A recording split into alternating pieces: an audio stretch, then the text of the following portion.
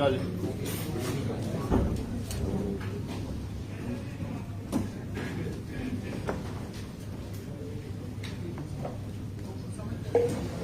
करिए जी गल जी।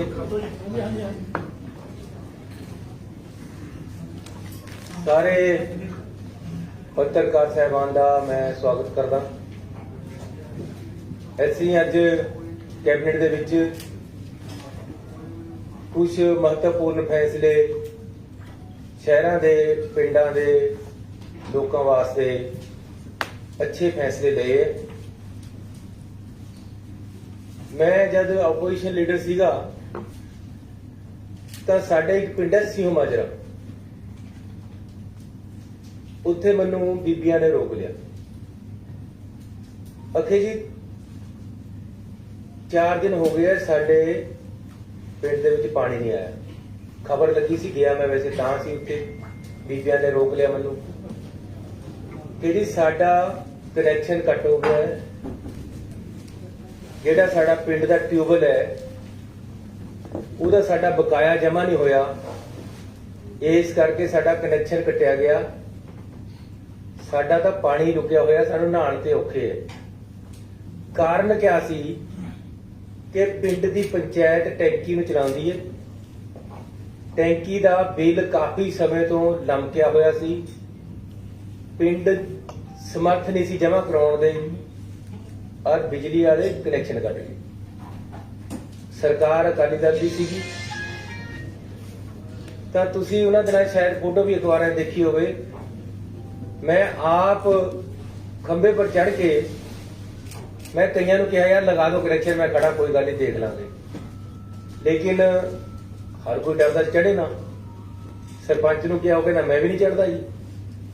अल्टीमेटली पानी का पिंड च पहुंचाना सी, मैं आप खंबे पर चढ़ के उन्हां दा कनैक्शन लगाया। ये 2016 की गल है, जब मैं ओपोजिशन लीडर सी।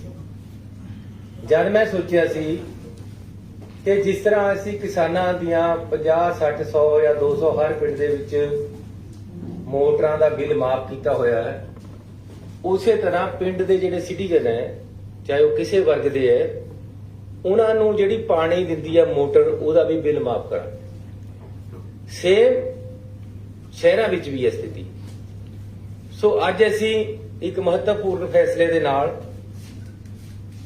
ਸ਼ਹਿਰਾਂ ਦੇ ਵਿੱਚ ਜਿਹੜੇ ਪਾਣੀ ਦੇ ਰੇਟ ਆ ਉਹ ਫਲੈਟ ਰੇਟ ਕੀਤਾ ਹੈ, ਤੇ ਉਹਦੇ ਵਿੱਚ 700 ਕਰੋੜ ਰੁਪਏ ਦੇ ਬਕਾਏ ਹੈ ਜਿਹੜੇ ਲੋਕਾਂ ਦੇ ਖੜੇ ਹੈ। 700 ਕਰੋੜ समर्थ ना होने करके दे नहीं रहे लोग, इस करके असी वो 700 करोड़ रुपये पर अज लीक मार रहे हैं। पुराने पानी के बकाए सारे शहरों के माफ कर रहे हैं। ते जेड़ा पानी की टैंकी पर ट्यूबल लग्या होया, मेरे खंड शहर दे विच मैं रहदा है, 45 ट्यूबल है, उन्हां दे सारियां दे बिल अगे तो पंजाब सरकार भरे करेगी, ਤੇ ਕਮੇਟੀਆਂ ਤੇ ਉਸਦਾ ਲੋਡ ਨਹੀਂ ਪਏਗਾ, ਲੋਕਾਂ ਤੇ ਉਸਦਾ ਲੋਡ ਨਹੀਂ ਪਏਗਾ। ਹੁਣ ਰੇਟ ਹੈ ਜਿਹੜਾ 125 ਤੱਕ ਗਜ ਦੇ ਪਲਾਟ ਤੱਕ ਮਾਪ ਹੈ, ਉਹ ਉਸੇ ਤਰ੍ਹਾਂ ਮਾਪ ਰਹੇਗਾ।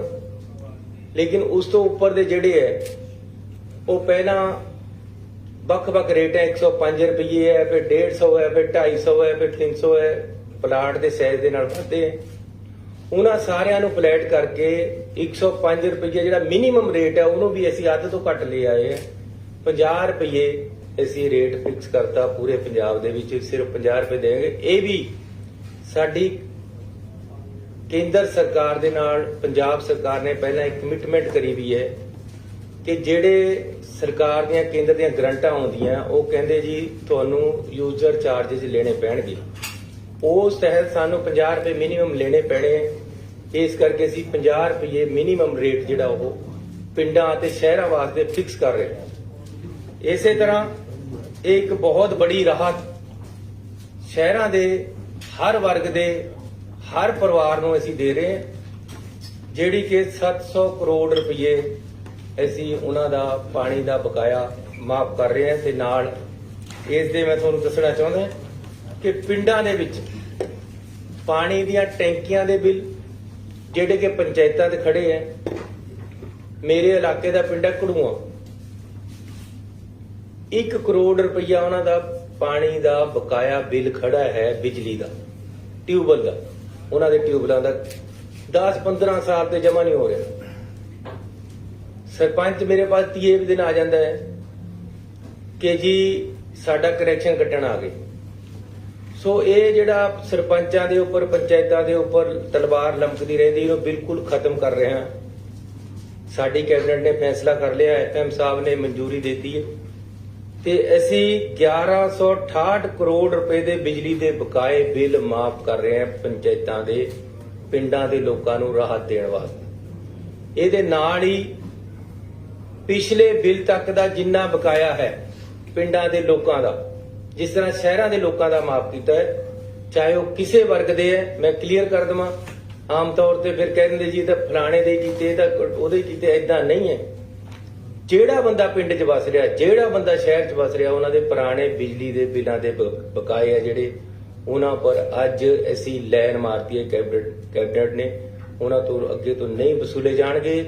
ਅੱਗੇ ਤੋਂ ਪਹਿਲਾਂ 166 ਰੁਪਏ ਬਿਜਲੀ ਪਾਣੀ ਦਾ ਬਿੱਲ ਆਉਂਦਾ ਹੈ ਹਰ ਪਿੰਡ ਦੇ ਹਰ ਬਸਿੰਦੇ ਨੂੰ, ਹੁਣ ਅਸੀਂ ਉਹਦਾ ਫਲੈਟ ਰੇਟ ਕਰਤਾ ਹੈ, ਕਿਉਂਕਿ ਬਿਜਲੀ ਦਾ ਜਿਹੜਾ ਬਿੱਲ ਹੈ ਅੱਗੇ ਨੂੰ, ਮੋਟਰ ਜਿਹੜੀ ਚੱਲਦੀ ਹੈ ਉਹਦਾ ਬਿੱਲ ਸਰਕਾਰ ਨੇ ਦੇਣਾ, ਅੱਗੇ ਤੋਂ ਅਸੀਂ ਭਰਾਂਗੇ ਬਿਜਲੀ ਬੋਰਡ ਨੂੰ।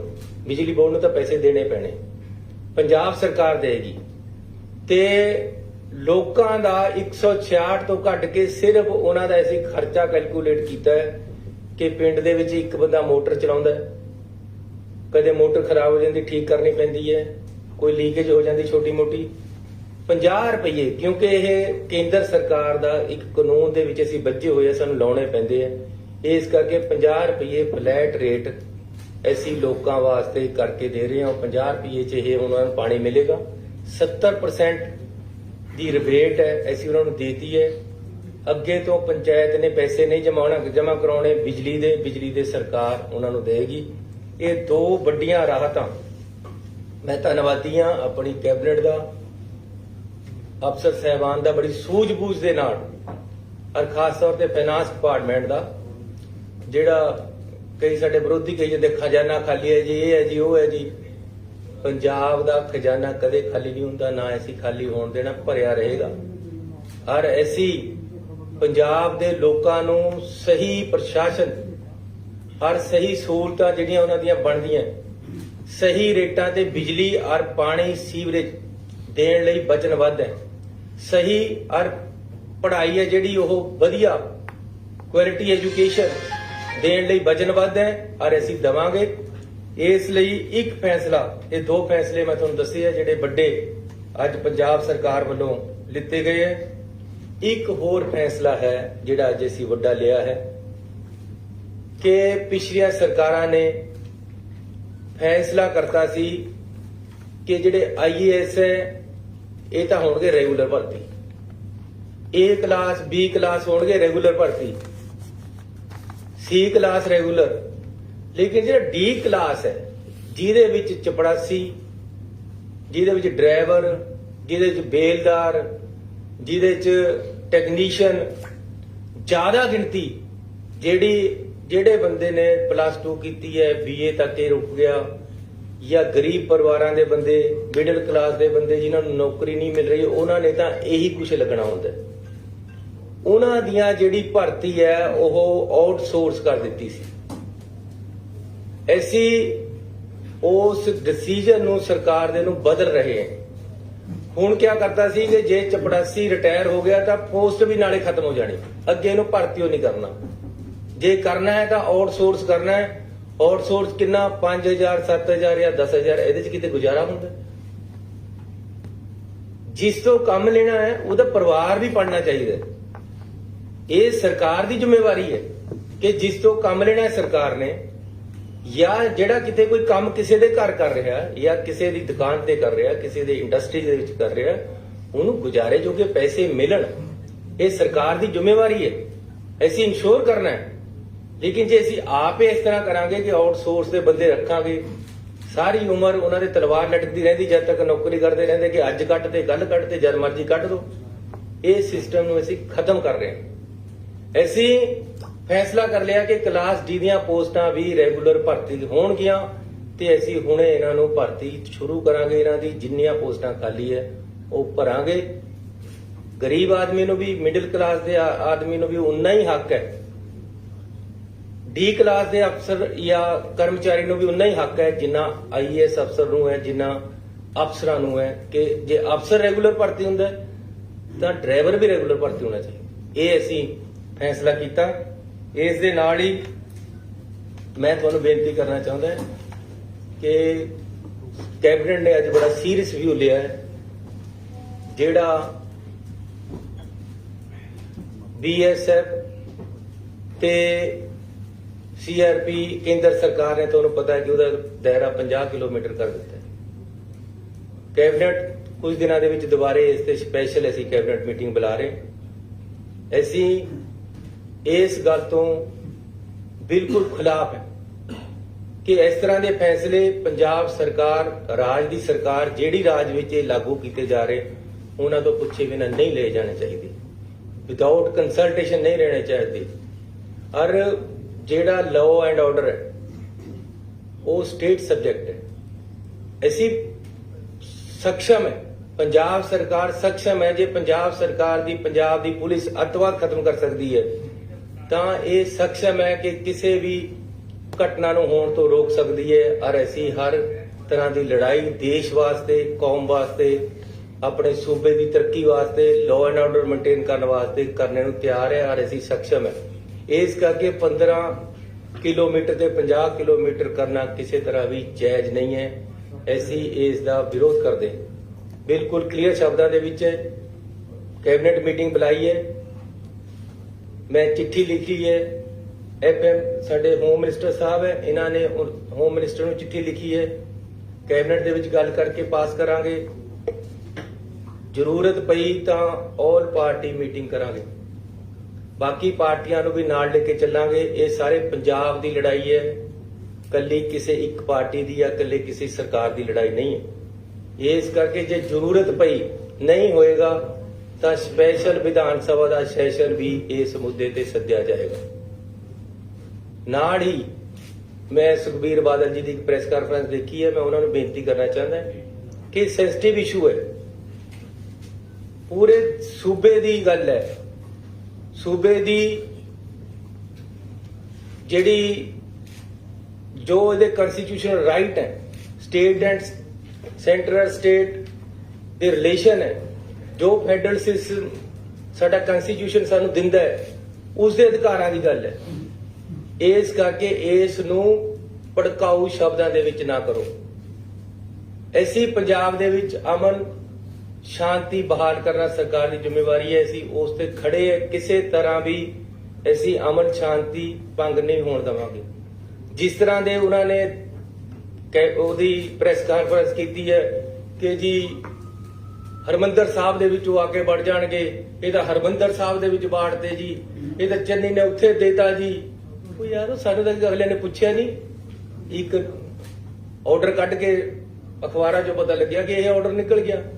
ਇਸ ਕਰਕੇ ਇਸ ਤਰ੍ਹਾਂ ਦੀ ਭੜਕਾਹਟ ਸੂਬੇ ਦੇ ਵਿੱਚ ਪਾਉਣ ਦੀ ਜ਼ਰੂਰਤ ਨਹੀਂ ਹੈ। ਸੁਖਬੀਰ ਬਾਦਲ ਜੀ, ਮੈਂ ਤੁਹਾਨੂੰ ਰਿਕੁਐਸਟ ਕਰਾਂਗਾ ਕਿ ਅਸੀਂ ਪਹਿਲਾਂ ਬਹੁਤ ਅੱਤਵਾਦ ਭੋਗ ਚੁੱਕੇ, ਬੜਾ ਨੁਕਸਾਨ ਕੀਤਾ ਹੈ। ਅਕਾਲੀ ਦਲ ਉਸ ਦਾ ਜ਼ਿੰਮੇਵਾਰ ਹੈ ਜਿਹੜਾ ਪੰਜਾਬ ਦੇ ਵਿੱਚ ਪਹਿਲਾਂ ਅੱਤਵਾਦ ਆਇਆ। ਇਹਨਾਂ ਲੋਕਾਂ ਨੇ ਮਰਜੀ ਬੜੇ ਤਿਆਰ ਕਰਕੇ, ਇਹਨਾਂ ਲੋਕਾਂ ਨੇ ਪਤਾ ਨਹੀਂ ਕਿਆ ਕਿਆ ਕੀਤਾ ਕਿ ਸਾਡੇ ਪੰਜਾਬ ਦੀ ਬਹੁਤ ਜਵਾਨੀ ਦਾ ਕਾਣ ਹੋਇਆ। ਅਸੀਂ ਪੰਜਾਬ ਨੂੰ, ਮੈਂ ਤੁਹਾਨੂੰ ਇਮਾਨਦਾਰੀ ਨਾਲ ਦੱਸਦਾ, ਮੈਂ ਪਿੱਛੇ ਜੇ ਹੋਮ ਮਿਨਿਸਟਰ ਸਾਹਿਬ ਨੂੰ ਮਿਲਿਆ, ਉਹਨਾਂ ਨੂੰ ਮੈਂ ਰਿਕੁਐਸਟ ਕੀਤੀ ਕਿ ਸਰਕਾਰ ਜਿਹੜੀ ਮਰਜ਼ੀ ਆਵੇ, ਮੁੱਖ ਮੰਤਰੀ ਅਗਲਾ ਜਿਹੜਾ ਮਰਜ਼ੀ ਬਣੇ, ਇੱਕ ਮੈਂ ਤੁਹਾਨੂੰ ਰਿਕੁਐਸਟ ਕਰਦਾ ਕਿ ਸਾਡਾ ਅਮਨ ਸ਼ਾਂਤੀ ਔਰ ਆਪਸੀ ਭਾਈਚਾਰਾ ਸਭ ਤੋਂ ਜ਼ਰੂਰੀ ਹੈ। ਪੰਜਾਬ ਦੇ ਵਿੱਚ ਵੱਖ-ਵੱਖ ਧਰਮਾਂ ਦੇ ਵਿੱਚ ਆਪਸੀ ਭਾਈਚਾਰਾ ਕਾਇਮ ਰਹਿਣਾ ਚਾਹੀਦਾ ਹੈ। ਜਾਤ ਬਰਾਦਰੀ ਜਾਂ ਧਰਮਾਂ ਦੇ ਨਾਮ ਤੇ ਸਾਡੇ ਬੰਦਿਆਂ ਨੂੰ ਏਕਤਾ ਹੋਣੀ ਜ਼ਰੂਰੀ ਹੈ। ਇਹਦੇ ਵਿੱਚ ਜੇ ਕੋਈ ਭੜਾਟ ਕਰਦਾ, ਉਹ ਪੰਜਾਬ ਦਾ ਦੁਸ਼ਮਣ ਹੈ, ਉਹ ਦੇਸ਼ ਦਾ ਦੁਸ਼ਮਣ ਹੈ। ਇਸ ਕਰਕੇ ਸੁਖਬੀਰ ਬਾਦਲ ਜੀ ਅਨਸੈਸਰੀਲੀ ਬਿਨਾਂ ਮਤਲਬ ਤੇ ਹਰਮੰਦਰ ਸਾਹਿਬ ਦੇ ਵਿੱਚ ਪੜ ਜਾਏਗੀ ਆ ਕੇ ਦੁਰਗਿਆਣਾ ਮੰਦਿਰ 'ਚ, ਇਹ ਕਿਆ ਮਤਲਬ ਹੈ ਗੱਲਾਂ ਕਰਨ ਦਾ? ਲੜਾਈ ਹੈਗੀ ਹੈ ਫੈਡਰਲ ਸਿਸਟਮ ਦੀ, ਲੜਾਈ ਹੈ ਪੰਜਾਬ ਦੇ ਅਧਿਕਾਰਾਂ ਦੀ ਲੜਾਈ ਹੈ ਲਾਅ ਐਂਡ ਆਰਡਰ ਦੀ। ਔਰ ਸਰਕਾਰ ਪੰਜਾਬ ਦੀ ਇਸ ਨਾਲ ਪੂਰੀ ਤਰੀਕੇ ਦੇ ਨਾਲ ਕੇਂਦਰ ਸਰਕਾਰ ਨਾਲ ਇਤਫਾਕ ਨਹੀਂ ਰੱਖਦੀ ਕਿ ਜੀ ਇਹਨੂੰ 15 ਕਿਲੋਮੀਟਰ ਤੋਂ 50 ਕਿਲੋਮੀਟਰ ਕਰ ਦਿੱਤਾ ਜਾਵੇ। ਕੋਈ ਜ਼ਰੂਰਤ ਨਹੀਂ। ਮੈਨੂੰ ਇਹ ਕਿਹਾ ਗਿਆ ਜੀ ਡਰੋਨ ਆਉਂਦੇ ਆ ਉਧਰ ਤੇ ਉਹਨਾਂ ਦੀ ਰੇਂਜ 50 ਕਿਲੋਮੀਟਰ ਹੈ।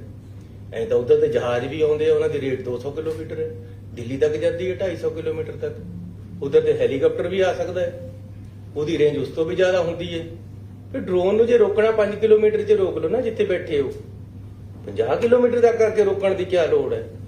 ਇੱਧਰ ਸਾਡੀ ਪੁਲਿਸ ਬੈਠੀ ਹੈ, ਅਸੀਂ ਰੋਕਾਂਗੇ। ਜੋ ਸਾਡੀ ਡਿਊਟੀ ਅਸੀਂ ਕਰਾਂਗੇ, ਜੋ ਕੇਂਦਰ ਦੀ ਡਿਊਟੀ ਹੈ ਉਹ ਕੇਂਦਰ ਆਪਣੇ ਦਾਇਰੇ ਵਿੱਚ ਰਹਿ ਕੇ ਕਰੇ।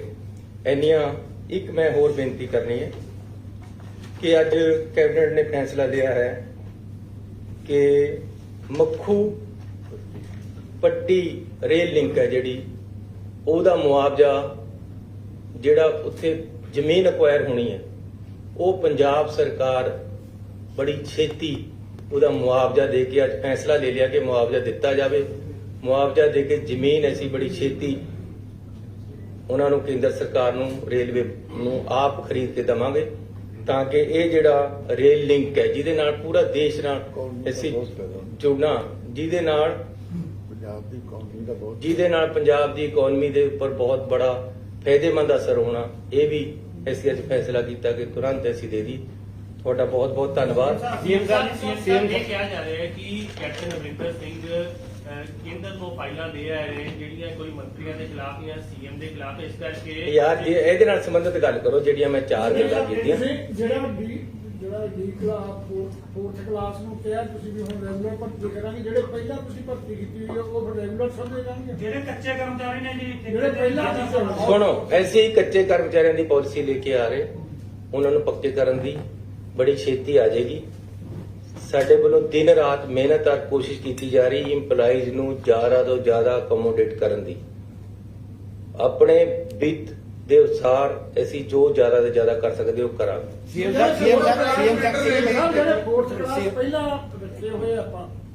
ਉਹ ਸਿਸਟਮ ਲਿਆਵਾਂਗੇ ਜੀ, ਉਹਦੇ ਜਿਹੜੇ ਪੱਕੇ ਹੋ ਸਕਦੇ ਉਹਨਾਂ ਨੂੰ ਪੱਕੇ ਕਰਾਂਗੇ।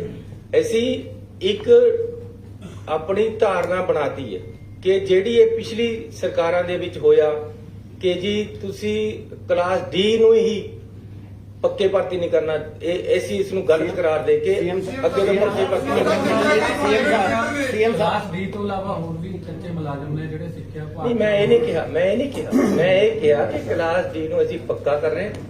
ਬਾਕੀਆਂ ਬਾਰੇ ਚ ਅਸੀਂ ਇੱਕ ਐਕਟ ਲੈ ਕੇ ਆ ਰਹੇ ਹਾਂ, ਉਹਨਾਂ ਸਾਰਿਆਂ ਨੂੰ ਜਿੰਨਾ ਅਸੀਂ ਆਪਣੇ ਵਿੱਤ ਦੇ ਅਨੁਸਾਰ ਪੱਕਾ ਕਰ ਸਕਦੇ ਕਰਨ ਦਾ ਤੁਹਾਨੂੰ ਬੜੀ ਛੇਤੀ ਕਾਨੂੰਨ ਲੈ ਕੇ ਆਵਾਂਗੇ। ਜਿਸ ਤਰ੍ਹਾਂ ਕਿ ਪ੍ਰਾਈਵੇਟ ਬਿਲਡਰ ਆਪਣੇ ਮਨਮਾਨੀ ਦੇ ਹਿਸਾਬ ਨਾਲ ਰੇਟ ਵੱਧ, ਪਾਣੀ ਦਾ ਵੀ ਵੱਧ ਲੈਂਦੇ ਨੇ, ਬਿਜਲੀ ਦਾ ਵੀ ਵੱਧ ਲੈਂਦੇ ਨੇ, ਕਿ ਉਹਨਾਂ ਤੇ ਵੀ ਕੋਈ ਲਗਾਮ ਹੋਏਗੀ? ਫਿਲਹਾਲ ਅਸੀਂ ਆਪਣਾ ਜਿਹੜਾ ਸਰਕਾਰੀ ਰੇਟ ਹੈ ਉਹ ਫਿਕਸ ਕਰ ਦਿੱਤਾ ਹੈ। ਜ਼ਿਆਦਾਤਰ ਪਾਣੀ ਸਰਕਾਰੀ ਹੀ ਦਿੱਤਾ ਜਾਂਦਾ ਹੈ। ਜਿਹੜਾ ਪ੍ਰਾਈਵੇਟ ਵਾਲੇ ਹੈ ਉਹ ਆਪਸ ਦੇ ਵਿੱਚ ਸੁਸਾਇਟੀਆਂ ਬਣਾ ਕੇ ਚੱਲਦੇ ਆ, ਉਹ ਉਹਨਾਂ ਦੇ ਆਪਣੇ ਰੇਟ ਹੈ, ਉਹਨਾਂ ਬਾਰੇ ਚ ਇਹਦੇ ਬਾਰੇ ਐਸੀ ਕੋਈ ਹੋ ਨਹੀਂ। ਸੀਐਮ ਸਾਹਿਬ ਰਾਜਮੀਤ ਜੀ ਦੱਸੋ ਸਰ, ਟੋਟਲ ਤੁਹਾਡੀ ਫਾਈਨੈਂਸ਼ੀਅਲ ਲਾਇਬਿਲਿਟੀ ਕਿੰਨੀ ਬਣ ਜਾਏਗੀ ਜੇ ਪਿਛਲਾ ਬਕਾਇਆ ਤੇ ਅਗਲਾ ਫਲੈਟ ਰੇਟ ਕਰਨਾ? ਟੋਟਲ ਤੁਹਾਡਾ ਅਮਾਉਂਟ ਸਰਕਾਰ ਤੇ ਕਿੰਨਾ ਵੱਡਾ? ਦੇਖੋ, ਵਿੱਤ ਮੰਤਰੀ ਜੀ ਬੈਠੇ ਹੈ, ਅਸੀਂ ਹਰ ਚੀਜ਼ ਨੂੰ ਨਾਪ ਤੋਲ ਕੇ ਕਰ ਰਹੇ ਹਾਂ। ਕਿਸ ਤਰੀਕੇ ਦੇ ਨਾਲ ਸਰਕਾਰ ਨੂੰ, ਪਬਲਿਕ ਨੂੰ ਸਹੀ ਤਰੀਕੇ ਦੇ ਨਾਲ ਚਲਾਇਆ ਜਾ ਸਕਦਾ, ਕਿਸ ਤਰੀਕੇ ਦੇ ਨਾਲ ਪਬਲਿਕ ਨੂੰ ਸਹੀ ਰਾਹ ਦੇ ਦਿੱਤੀ ਜਾ ਸਕਦੀ ਹੈ। ਐਸੀ ਕੋਈ ਵੀ ਗੱਲ ਆਪਣੇ ਵਿੱਤ ਤੋਂ ਬਾਹਰ ਨਹੀਂ ਕਰਦੇ। ਬਹੁਤ ਸਕਰੂਟਨੀ ਕਰਕੇ, ਬਹੁਤ ਸਟੱਡੀ ਕਰਕੇ ਇਹ ਰਾਹਤਾਂ ਦਿੱਤੀਆਂ ਜਾ ਰਹੀਆਂ। ਇਹ ਬਣਦੀਆਂ ਸੀ, ਪਿਛਲੀ ਸਰਕਾਰ ਨੇ ਨਹੀਂ ਦਿੱਤੀਆਂ, ਕਿਸੇ ਨੇ, ਪਿਛਲੀਆਂ ਸਰਕਾਰਾਂ ਨੇ। ਸੀਐਮ ਸਾਹਿਬ ਸਾਡੀ ਇਹ ਪੰਜਾਬ ਸਰਕਾਰ ਹੈ, ਪੈਸਾ ਸਾਡੇ ਕੋਲ ਹੈਗਾ, ਅਸੀਂ ਤਾਂ ਹੀ ਦਵਾਂਗੇ। ਸਰ, ਫਿਗਰ ਕੋਈ CM ਫਿਗਰ ਰਫ ਫਿਗਰ ਮੈਂ ਤੁਹਾਨੂੰ ਗਣਾਤੀ ਹੈ ਜੀ ਦੋਨੋਂ ਚੀਜ਼ਾਂ। 1100 ਕਰੋੜ ਸੇ 1166 ਕਰੋੜ ਇੱਕ ਦੱਸਿਆ, ਤੁਹਾਨੂੰ 700 ਕਰੋੜ ਇੱਕ ਦੱਸਿਆ। ਸੀਐਮ ਸਾਹਿਬ ਇਸ ਬਾਰੇ ਬੋਲਿਆ ਪਿੱਛੇ ਤੁਸੀਂ ਸੀਐਸਐਫ ਪੰਜਾਬ ਦੀਆਂ 3 ਜੇਲ੍ਹਾਂ 'ਚ ਲਗਾਈ ਸੀ, ਤੁਸੀਂ ਇਹ ਕਹਿ ਕੇ ਲਗਵਾਈ ਸੀ ਤੁਸੀਂ ਸਰਕਾਰ ਨੇ, ਤੁਹਾਡੀ ਸਰਕਾਰ ਨੇ ਕਿ ਸਾਡੇ ਕੋਲ ਸਿਕਿਉਰਿਟੀ ਦੇ ਇੰਤਜ਼ਾਮ ਨਹੀਂ ਪ੍ਰੋਪਰ ਹੋ ਪਾ ਰਹੇ, ਤੁਸੀਂ ਖੁਦ ਸੀਐਸਐਫ ਮੰਗਾਈ ਸੀ। ਐਸੀ ਨਹੀਂ ਮੰਗਾਈ। ਤੁਸੀਂ ਜੇ ਕੋਈ ਮੇਰੇ ਤੋਂ ਪਹਿਲਾਂ ਕਿਸੇ ਨੇ ਮੰਗਾਈ ਹੈ ਉਸ ਦੀ ਮੈਂ ਕੋਈ ਜ਼ਿੰਮੇਵਾਰੀ ਨਹੀਂ ਚੱਕਣਾ ਚਾਹੁੰਦਾ, ਲੇਕਿਨ ਮੈਂ ਇੱਕ ਗੱਲ ਕਹਿਣਾ ਚਾਹੁੰਦਾ ਕਿ ਪੰਜਾਬ ਸਰਕਾਰ ਸક્ષਮ ਹੈ ਆਪਣਾ ਲਾਅ ਐਂਡ ਆਰਡਰ ਮੇਨਟੇਨ ਕਰਨ ਨੂੰ। ਪਹਿਲਾਂ ਵੀ ਪੰਜਾਬ ਸਰਕਾਰ ਨੇ ਕੀਤਾ। ਜੇ ਸਾਨੂੰ ਲੋੜ ਹੋਏਗੀ ਤਾਂ ਅਸੀਂ ਜ਼ਰੂਰ ਕੇਂਦਰ ਸਰਕਾਰ ਕੋਲ ਚਲਾਵਾਂਗੇ। ਜਦ ਸਾਨੂੰ ਲੋੜ ਹੋਏਗੀ ਜਦ ਭੇਜਣ। ਇਸ ਤਰ੍ਹਾਂ ਇਹ ਜਿਹੜਾ ਕਰਨਾ ਆਪਣੇ ਆਪ ਤੇ ਸੀਐਮ ਸਾਹਿਬ ਤੁਸੀਂ ਕਿਹਾ ਕਿ ਪੰਜਾਬ ਤੁਸੀਂ ਕਿਹਾ ਕਿ ਪੰਜਾਬ ਦਾ ਖਜ਼ਾਨਾ ਖਾਲੀ ਨਹੀਂ ਹੈ। ਇਹਨਾਂ ਨੂੰ ਗੱਲ ਕਰ ਲੈਣ। ਐਫਐਮ ਸਾਹਿਬ ਬੈਠੇ ਕਿ ਪੰਜਾਬ ਰੈਵਨਿਊ ਸਰਪਲਸ ਸਟੇਟ ਹੋ ਇਹ ਗਿਆ। ਇੱਕ ਮਿੰਟ ਇਹਨਾਂ ਨੂੰ ਗੱਲ ਕਰ ਲੈਣ। ਸਰ, ਪਾਰਟੀ ਪ੍ਰਧਾਨ ਨਵਜੋਤ ਸਿੰਘ ਸਿੱਧੂ ਨੇ ਇੱਕ ਵਾਰ ਫੇਰ ਸਵਾਲ ਉਠਾਇਆ ਗਵਰਨਮੈਂਟ ਦੀ ਫੰਕਸ਼ਨਿੰਗ ਤੇ। ਉਹਨਾਂ ਨੇ ਚਿੱਠੀ ਲਿਖੀ ਹੈ ਸੋਨੀਆ ਗਾਂਧੀ ਜੀ ਨੂੰ ਕਿ 13 ਪੁਆਇੰਟ ਏਜੰਡਾ ਲਾਗੂ ਕੀਤਾ ਜਾਏ। ਉਹਨੂੰ ਕਿਵੇਂ ਵੇਖਦੇ ਹੋ? ਦੇਖੋ ਹੁਣ ਮੈਂ ਆਖਰੀ ਸਵਾਲ ਦਾ ਜਵਾਬ ਦੇ ਦੇਣਾ। 13 ਪੁਆਇੰਟ ਹੋਣ, 18 ਪੁਆਇੰਟ ਹੋਣ, 21 ਪੁਆਇੰਟ ਹੋ ਗਏ, 24 ਪੁਆਇੰਟ ਹੋਣ, ਜੋ ਏਜੰਡਾ ਹੈ ਐਸੀ ਉਹ ਇਨ ਬਿਨ ਲਾਗੂ ਕਰ ਰਹੇ हैं। ਕੋਈ ਵੀ ਪੁਆਇੰਟ ਬਾਹਰ ਨਹੀਂ ਰਹੇਗਾ। ਨਵਜੋਤ ਸਿੰਘ ਸਿੱਧੂ ਜੀ, ਜੇ ਤੁਹਾਨੂੰ ਲੱਗਦਾ ਹੈ ਕਿ ਕੋਈ ਸਾਡੇ 'ਚ ਫਰਕ ਹੈ, ਮੈਂ ਅਗਲੀ ਮੀਟਿੰਗ 'ਚ ਇੱਥੇ ਬਿਠਾ ਲਾਂਗਾ ਉਹਨਾਂ ਨੂੰ। ਏਕਤਾ ਦੇ ਨਾਲ ਸਾਰਾ ਕੁਝ ਚੱਲ ਰਿਹਾ ਹੈ ਹਰ ਸਿਸਟਮ ਦੇ ਵਿੱਚ। ਠੀਕ ਹੈ, ਉਹਨਾਂ ਨੇ ਇਸ਼ੂ ਉਠਾਏ ਹੈ। ਹਰ ਐਸੀ ਇਸ਼ੂਜ਼ ਨੂੰ ਪਾਰਟੀ ਪ੍ਰਧਾਨ ਦਾ ਰਾਈਟ ਹੈ ਕਿ ਉਹ ਉਠਾਵੇ ਤੇ ਪਾਰਟੀ ਦੀ ਆਈਡੀਓਲੋਜੀ ਨੂੰ ਅਸੀਂ ਇੰਪਲੀਮੈਂਟ ਕਰਨਾ ਹੈ। ਪਾਰਟੀ ਸੁਪਰੀਮ ਹੈ। ਫਿਰ ਮੈਂ ਖਜ਼ਾਨਾ ਖਾਲੀ ਹੈ। ਮੇਰੀ ਆਈਡੀਓਲੋਜੀ ਇਹ ਹੈ, ਸੁਣੋ, ਮੇਰੀ ਆਈਡੀਓਲੋਜੀ ਇਹ ਹੈ, ਉਹ ਕਹਿੰਦਾ ਕਰਜ਼ਾ ਸਾਡੇ ਲਈ ਕੋਈ ਗੱਲ ਨਹੀਂ। ਇੱਕ ਉਹਨਾਂ ਦੇ ਉੱਪਰ ਵੀ ਹਾਈ ਕਮਾਂਡ ਹੈ। ਉਹ ਆਪਣੀ ਹਾਈ ਕਮਾਂਡ ਨੂੰ ਦੱਸ ਰਹੇ, ਸਾਨੂੰ ਵੀ ਦੱਸ ਰਹੇ ਨਾਲ। ਅਸੀਂ ਰਲ ਕੇ ਸਾਰੇ ਮੁੱਦੇ ਹੱਲ ਹੋ ਜਾਣੇ ਹੈ। ਇਹ ਗੱਲ ਤੁਹਾਨੂੰ ਮੈਂ ਦੱਸ ਦੇਣਾ ਅੱਜ ਕਿ ਘਰ ਘਰ ਦੇ ਵਿੱਚ ਚੱਲੀ ਗੱਲ। ਸਰਕਾਰ ਕਰੇਗੀ ਮਸਲੇ। Punjab revenue surplus